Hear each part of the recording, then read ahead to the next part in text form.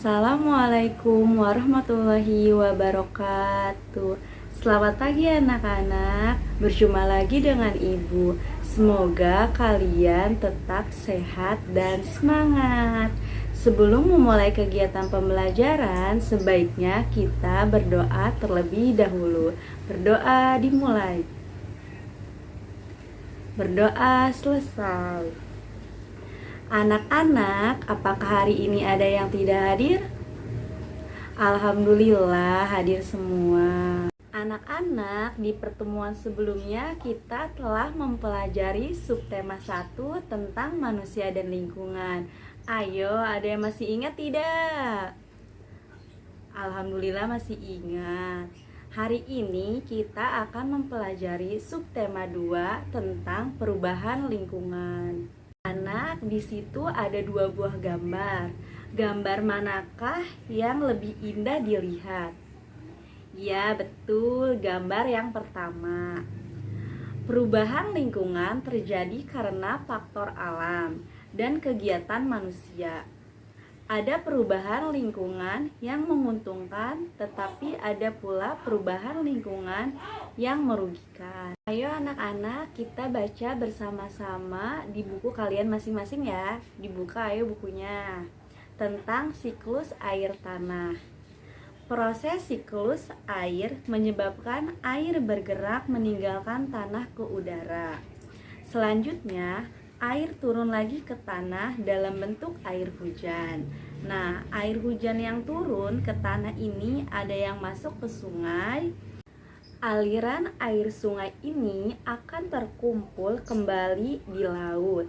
Selain masuk ke sungai dan mengalir ke laut, ada juga air yang tergenang membentuk danau.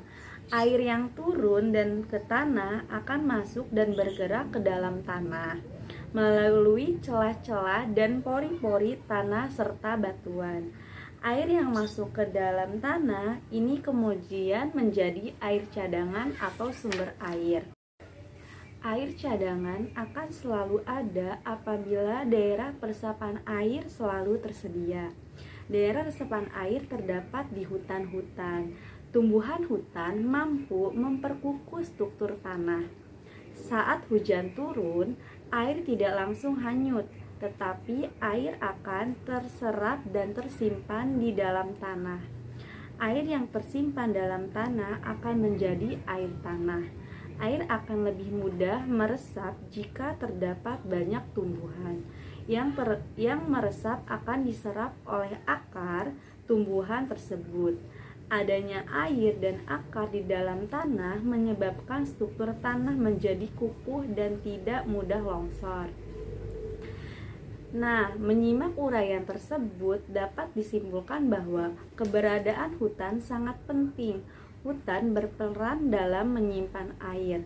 Oleh karena itu, kita harus senantiasa menjaga kelestarian hutan. Saat ini, hutan banyak yang gundul akibat penebangan liar. Selain penebangan, hutan dapat rusak akibat pembakaran. Pepohonan di hutan ditebang atau dibakar dengan alasan tertentu, seperti untuk membuka lahan pertanian, perumahan, atau industri. Kegiatan-kegiatan ini dapat mengurangi kemampuan tanah dalam menyimpan air. Akibatnya, pada saat hujan terjadi, banjir, dan pada saat kemarau, banyak daerah mengalami kekeringan. Pembangunan jalan yang menggunakan aspal atau beton dapat menghalangi meresapnya air hujan ke dalam tanah. Akibatnya, pada saat hujan, air tidak dapat meresap ke dalam tanah. Hal ini menyebabkan terjadinya banjir dan air menggenangi jalan-jalan. Nah, apa akibatnya jika daerah resapan air semakin berkurang? Ayo, ada yang tahu tidak?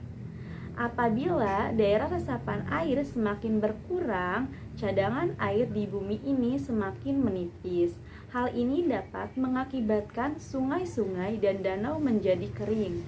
Kekeringannya sungai dan danau menyebabkan proses penguapan semakin menurun. Menurunnya proses penguapan ini menyebabkan kekurangnya pengendapan titik-titik air di awan. Keadaan ini tentu mengurangi terjadinya hujan. Nah, anak-anak, sekarang kalian sudah tahu kan proses siklus air tanah.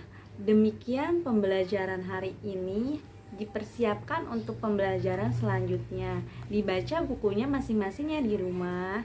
Demikian pembelajaran hari ini Ibu akhiri. Wassalamualaikum warahmatullahi wabarakatuh.